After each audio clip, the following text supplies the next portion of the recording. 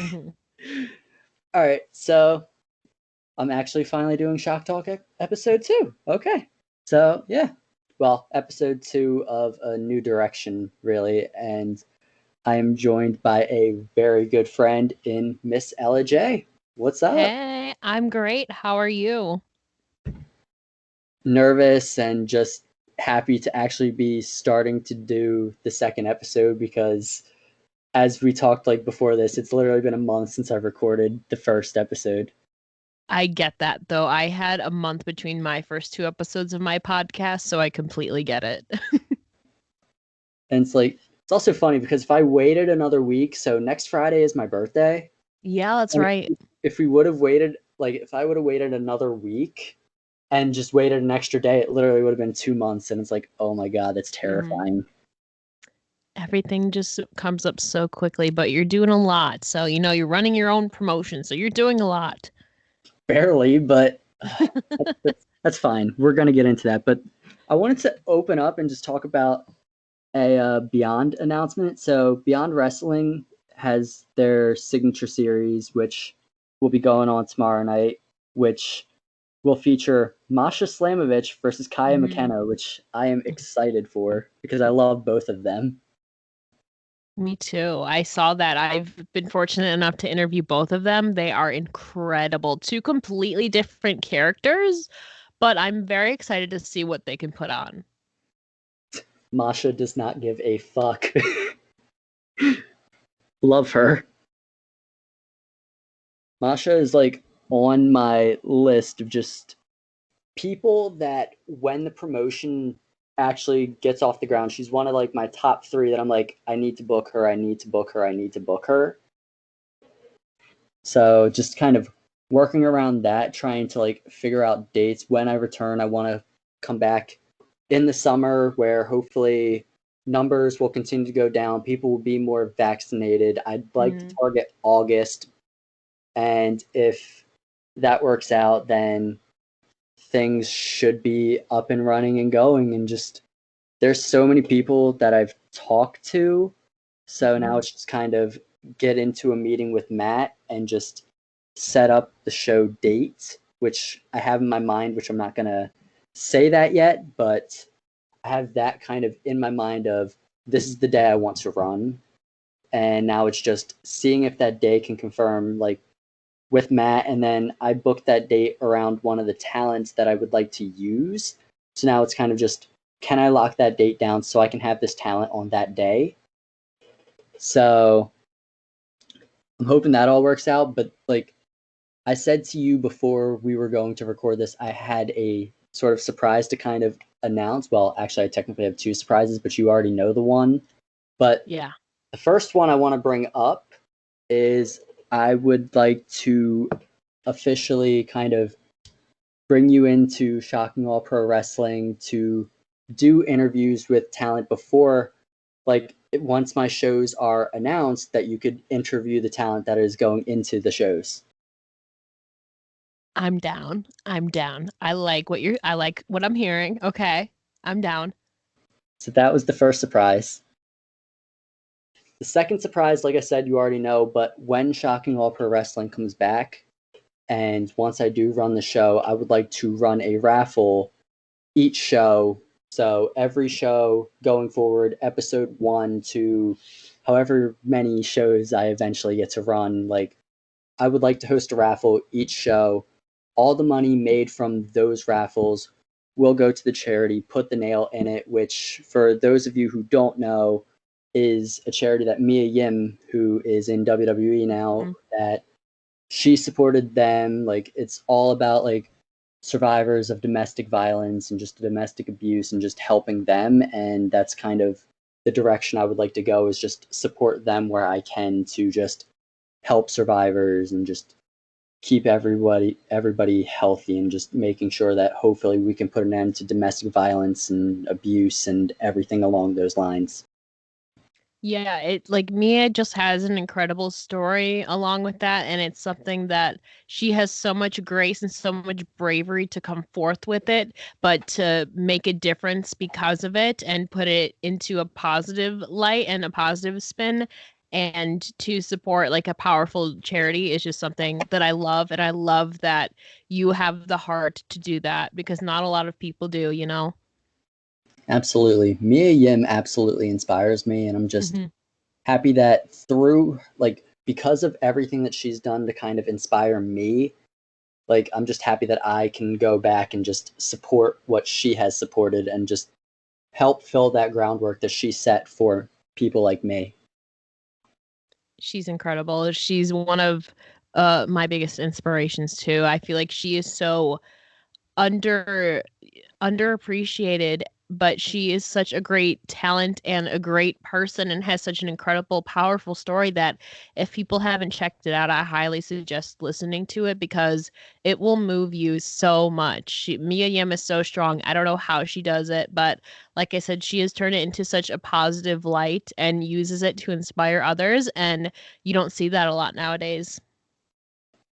She's an absolutely incredible person. So, as some of you may already know, I have been announced to be one of Battle Club's ring announcers when they come back, and I've actually gotten to meet Mia Yim through Battle Club, and just like she truly is who she portrays Hmm. herself to be. Yeah. She's very down to earth. She's very humble. She's very sweet. Like, you meet her, she'll give you a hug. Like, she's Hmm. just such a nice person. And just, I got to meet her, I want to say 2018. I want to say it was March, or like, I want to say it was like March 3rd, 2018.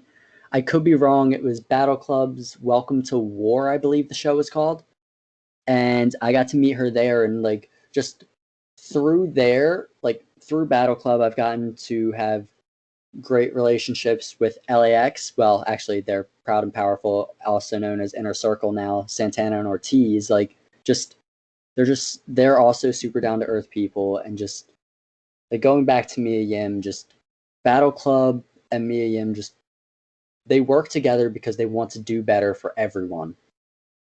And just talk about that too. Like, congratulate yourself. First of all, like, that's amazing that you were getting this opportunity to ring announce as you already have some prior experience in it. So it doesn't surprise me that they wanted to give you this opportunity because you can easily handle it and excel. So I'm super excited for you. And yeah, I've been fortunate enough to meet Mia Yim too, last year before the pandemic and all that. And she's incredible. Like, I had such a good experience with her. She's one of, I think, the nicest and most humble people ever. Who doesn't love her? Like, she's awesome. I know. So again, like before we talked, I said I wanted to talk about like people that we're mostly women, but people we're impressed with and who we think has a bright future in wrestling. So kind of, I'll let you start and then I'll tell you mine. So one talent that stands out to me, so obviously before this call, we were talking about a lot of international talent as I've had a lot of international talent on my A Wrestling Gal show that are primarily women. So somebody who's a personal friend of mine that sticks out, who I think isn't as appreciated as she should be, as you know, she's still on the rise. It is Kingsley of Australia.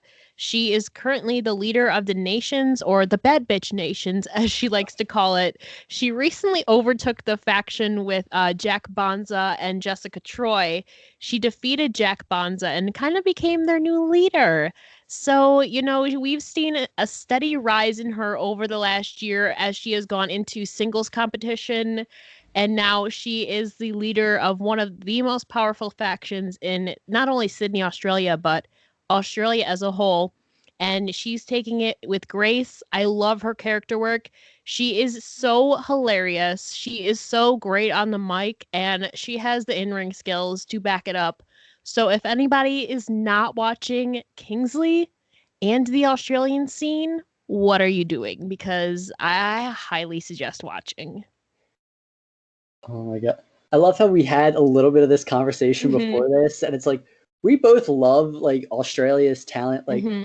so I almost got to book Shazza McKenzie, and Oh it my just God. didn't work out because she would have been in Florida for Mania, Yeah.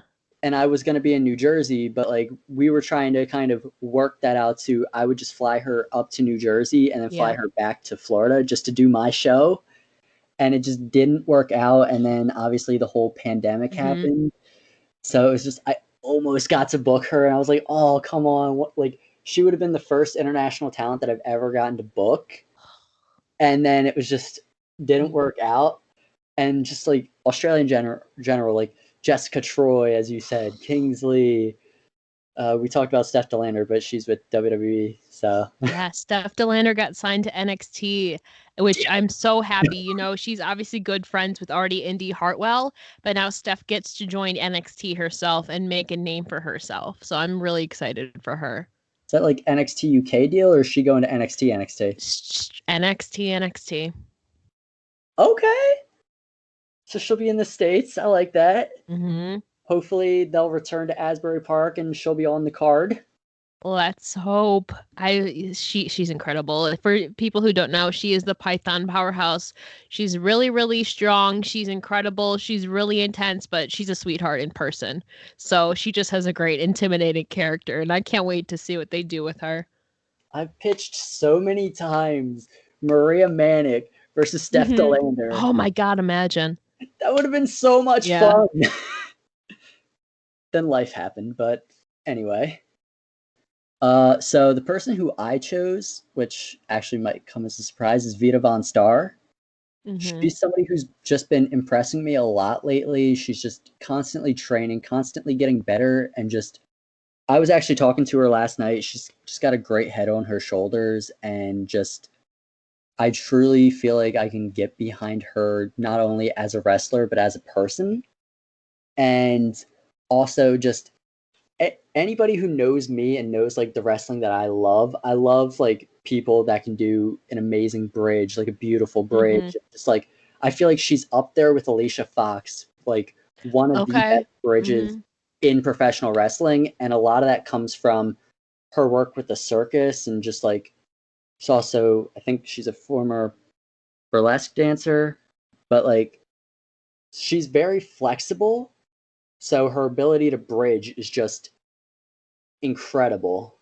And just I find flexibility to be interesting no matter the gender of somebody, because just the way people can just bend their backs, bend their necks, bend their arms, bend their legs, like just it's incredible the way the body can move.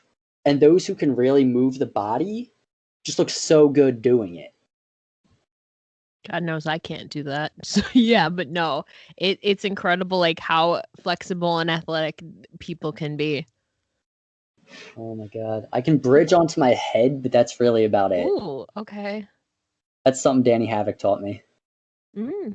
Oh, that's right. Little old Shocky does have some wrestling experience. Yeah. I'm just kind of waiting for this pandemic to end so I can kind of go back and get more of that experience. Yeah, I totally get it.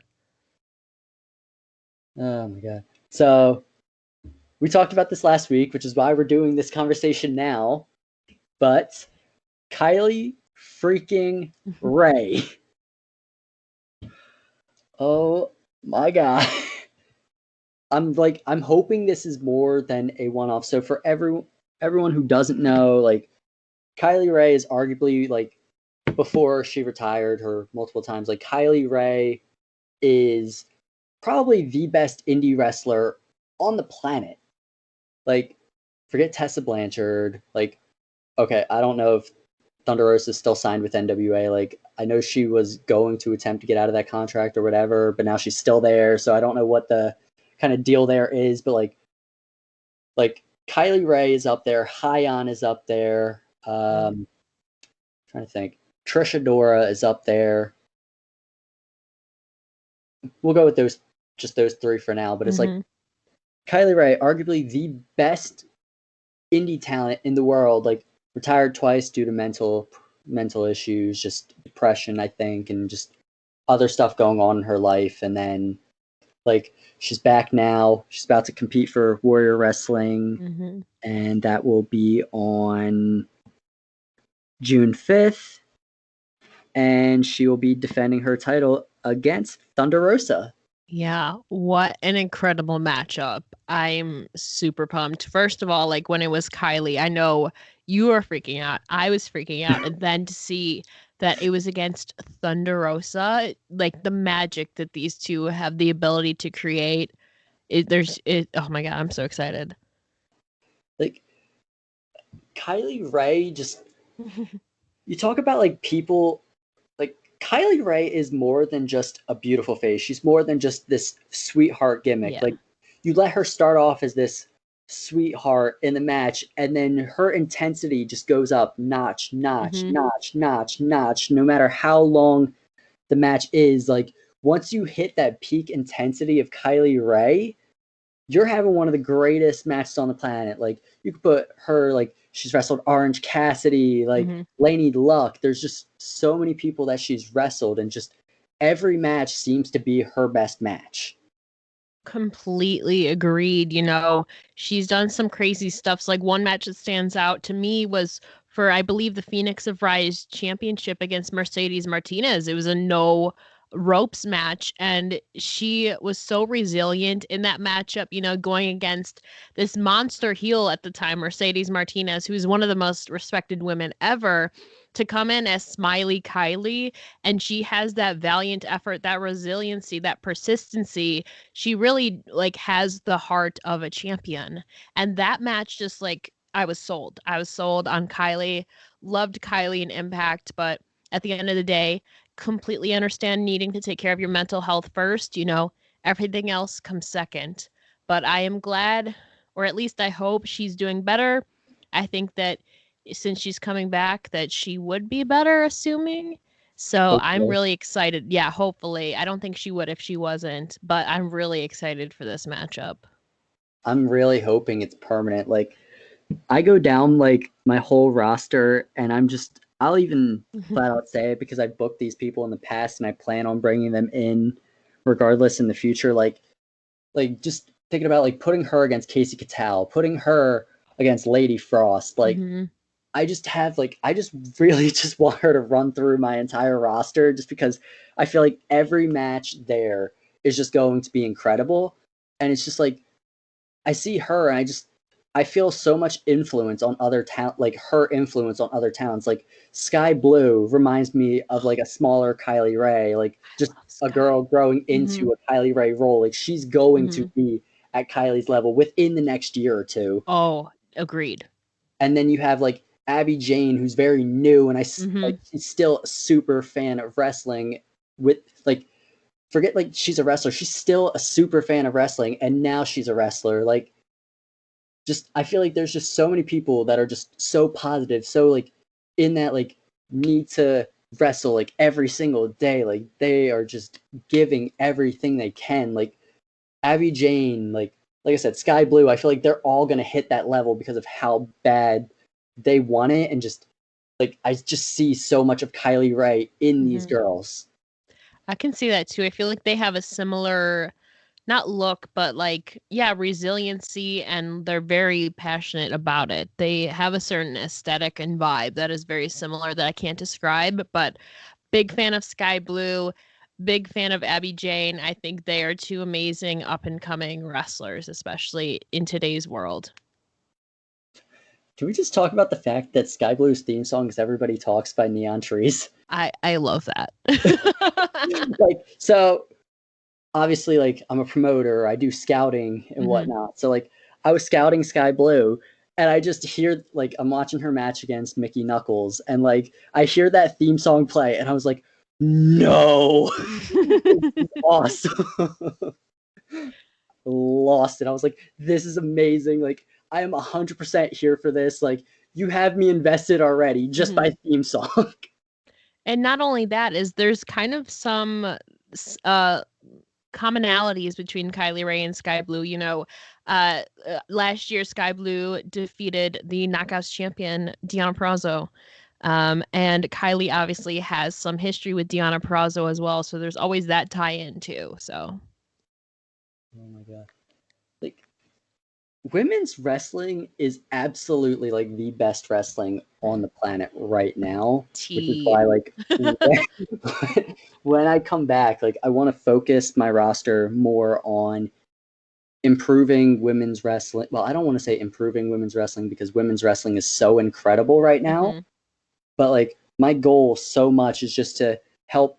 Like, we're at one bar, like, let's take it to the next bar. Let's take it to the next bar. Like I said, another notch, another notch, another Yeah. notch. Like, I just want to help just try and push wrestling to another level, just to kind of just, I just want to take it to the highest level that it can possibly get.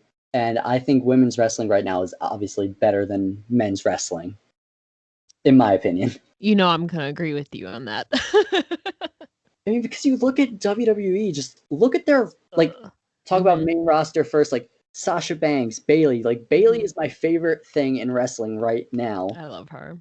And just to watch, like, where they've come from, like, indies to NXT to main roster, like, incredible. And just Bayley always finds a new edge for her character, which is just incredible. Like, when they turned her heel, I was all for it. Then she cut her hair, and it's like, oh my god, like, this is such a different character than what she was. She's no longer the hugger. Like, this is cool.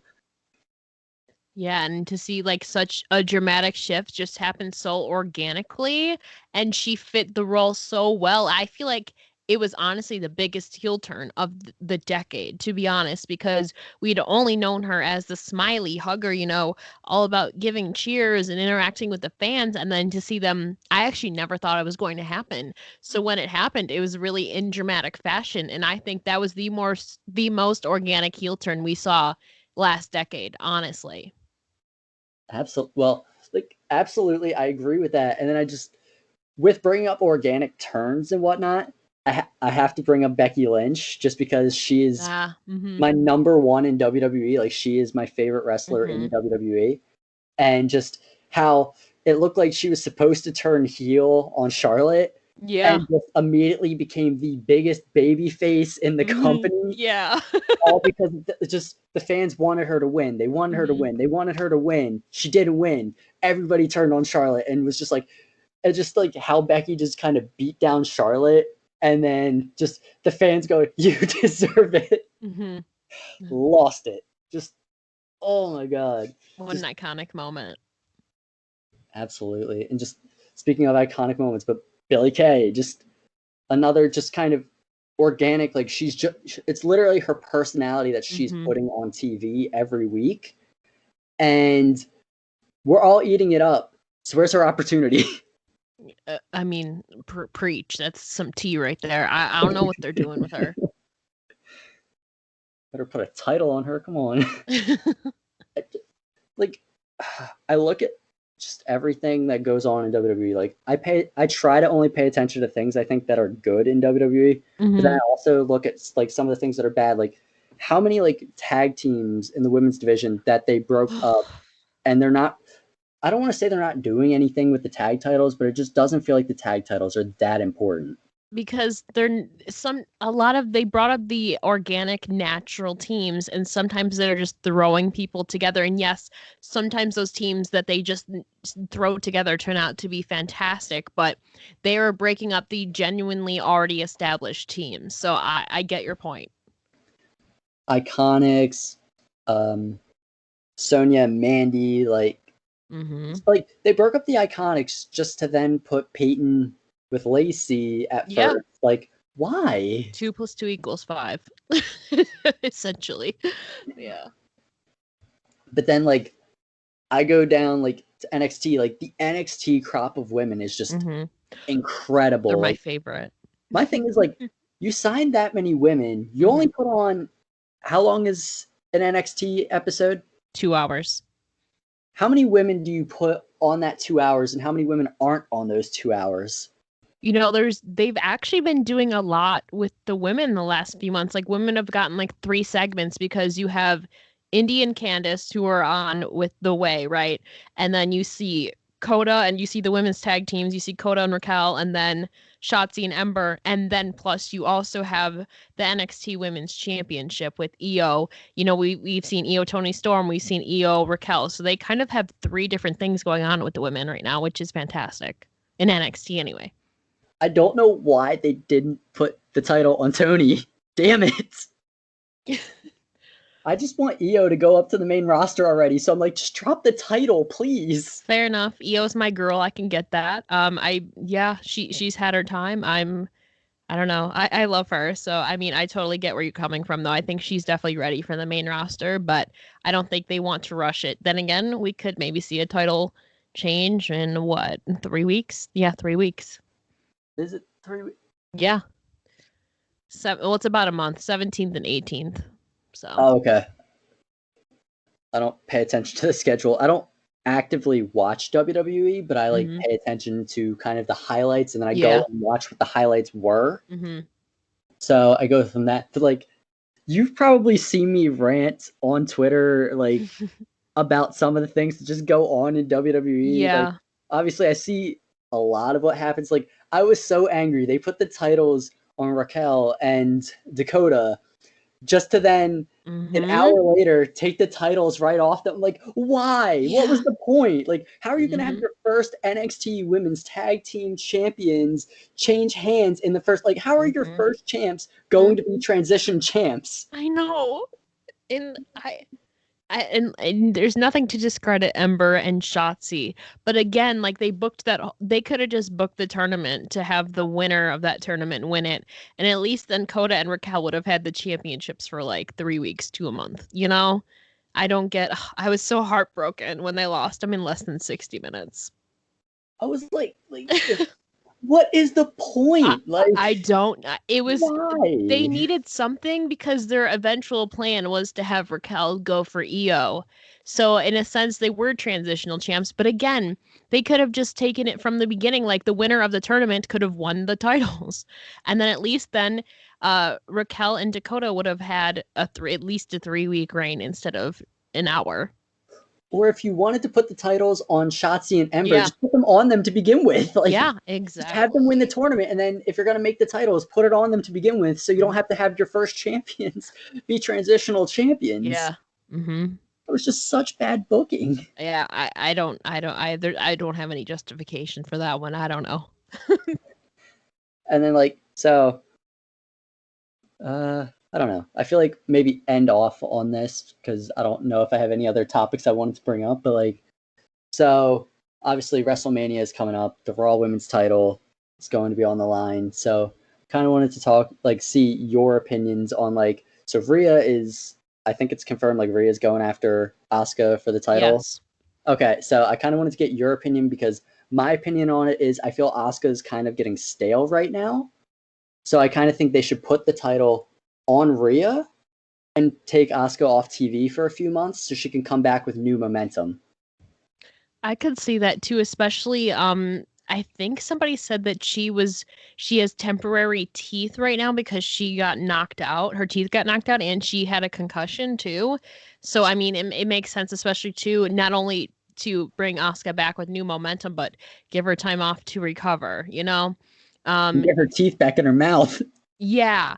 And the thing is, I love Rhea, and I think she should be pushed to the moon.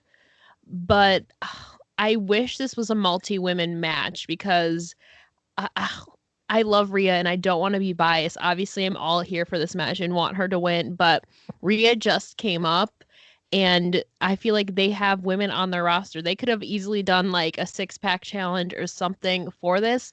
I feel like everything got messed up since the announcement that Lacey was pregnant, and Lacey was supposed to be the Raw Women's Champion, and now Charlotte is out for I don't know how long. So I feel like plans shifted somewhere in that, and then they just last minute came up with Rhea and Asuka, and I feel like there's not enough time now. There's not enough build. They had 3 weeks to build this match. And as much as I want to see Rhea go over, I would love if she would. I feel like there's not enough time and there's not enough at stake. There's not enough believable build behind it. And they have other women on the roster that they could have utilized since their first 2 plans. I feel like this is a third backup plan. Since Lacey's out of the picture, I don't know what Charlotte's situation is. This kind of just feels like a filler match, to be honest with you. There's not much at stake. It feels like they're backup to their backup. Does that make sense? Yeah. So, Well, but I can completely see your point though of Asuka losing it. I feel like Asuka, I don't know what Asuka's personal situation is, but this would give her time to recover and come back with new momentum. yeah. Like as I was saying, like I just feel like Asuka's character has gotten stale because they didn't do anything with her for Yeah. so long. Mm-hmm. And then like they had the tag team, like her and Kyrie, and then Hmm. Kyrie obviously retired, moved back over. She's working. Is she doing WWE Japan or because I did wasn't she doing work in China or something? She's a liaison, or she's doing like chair. I don't know her situation. She's an ambassador for the WWE Japan, but that's all I know on her. She hasn't really popped up a lot. I don't know, honestly.